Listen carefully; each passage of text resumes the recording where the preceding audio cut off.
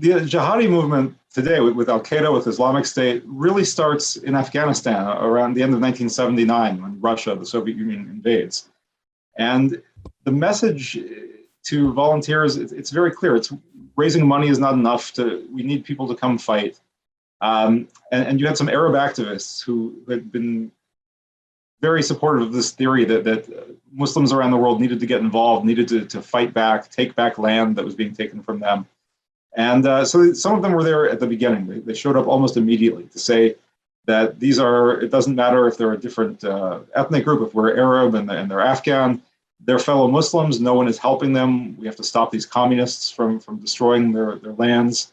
And this went actually on for the first half of the 1980s without a lot of success. It wasn't really until Osama bin Laden came with all of his money and began getting support in Saudi Arabia to fly people out on paid trips to make jihad that you started to get larger numbers. But even so, it was only a couple of hundred people. The Soviets didn't even know they were there. But they were convinced that they had defeated the Soviet Red Army. They were convinced that the Soviet Union collapsed because of them. And so when the war ended, a lot of them knew that because they had been involved in terrorism back in their Arab home countries, they were not going to be welcomed back. The idea was they were supposed to have been killed in Afghanistan, but they weren't. They survived. And they had nowhere to go. They were told they couldn't stay anymore. So they started to look for other places. And they looked for other wars, like Afghanistan. Maybe there were communist armies or there were Muslim civilians. And so they went to different places, like Chechnya, to the Philippines, to Algeria, Bosnia, all over the world. And they spread out from there, which is what I think makes the Muslim foreign fighters different than the past groups, like the Spanish Civil War. Is because in the past, the groups, they just went home. The governments let them back in. In this case of Spain, the League of Nations, before the United Nations, actually gave them money and facilitated their travel back to their home countries.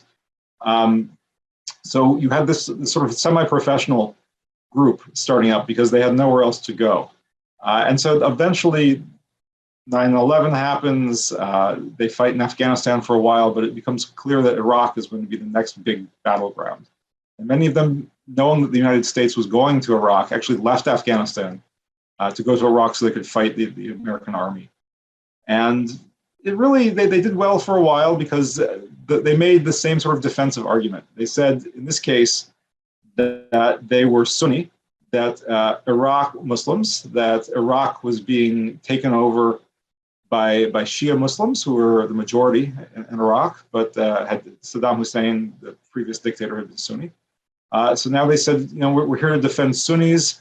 Most of their targets were actually Shia Muslims in Iraq, government offices like Shia police stations, Shia mosques. And they did quite well for a while because they had a lot of disaffected people who were losing things under the new government in Iraq with them. But they made the same sort of rhetoric also that innocent people are being killed, that if you're a good Muslim, you have to fight back because nobody else is going to. It's been the same story. And they didn't have to start from the beginning because people had already been hearing the story for years because of previous activists who were still involved. So the Islamic State, they did very well for a few years in Iraq. Ultimately, the local population turned against them and began working with the US military to hunt them down. So there was quite a while where their fortunes were down before the conflict in Syria started. And in Syria, it was the same narrative. We're defending Sunni Muslims against the Shia Assad government. And this was the case where, because of Russian support for Assad, the international forces were not going to go. So they actually knew that they had an open place to operate where they could found their caliphate that went along their plans for a number of years.